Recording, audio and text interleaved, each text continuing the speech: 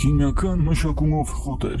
Ներկայումս գործող հարթակներից մեծ մասը գնորդ չունենալու պատճառով դիմում են լուրջ հնարքների, իրենց ապրանքը ցնցող դարձնելու համար։ Այս հնարքներից ամենատարածվածն ու ամենավտանգավորը խոտը սպրեյով ցողելն է։ Այսինքն նրանք վերցնում են վատ որակի խոտ, որի ներգործությունը եւ որակը շատ ցածր մակարդակի է, ու սկսում են քիմիական սպրեյով մշակել այն, որը ուժեղացնում է ազդեցությունը։ Ինչ է ստացվում։ Այն օրգանիզմում հայտնվելիս ուղեղին անմիջապես գցում է ծուղակը։ Մարդը սկսում է թեթևանալ, հանգստանալ, նույնիսկ ուրախանալ, բայց իրականում այդ ամենը քիմիայի ժամանակավոր ազդեցություն է։ 1-2 անգամ օգտագործելուց հետո առաջանում է կախվածություն, եւ անձը սկսում է փնտրել հենց նույն ապրանքը։ Քեզ արդեն չի հետաքրքրում մաքուր խոտը, քեզ պետք է հենց այն, որից կախվածություն ես ստացել։ Եթե խոտից հոտ ես քաշում եւ դրանից գալիս է ոչ թե բնական մարիխուանայի, այլ օծանելիքի նման բոխոտ, ուրեմն դա արդեն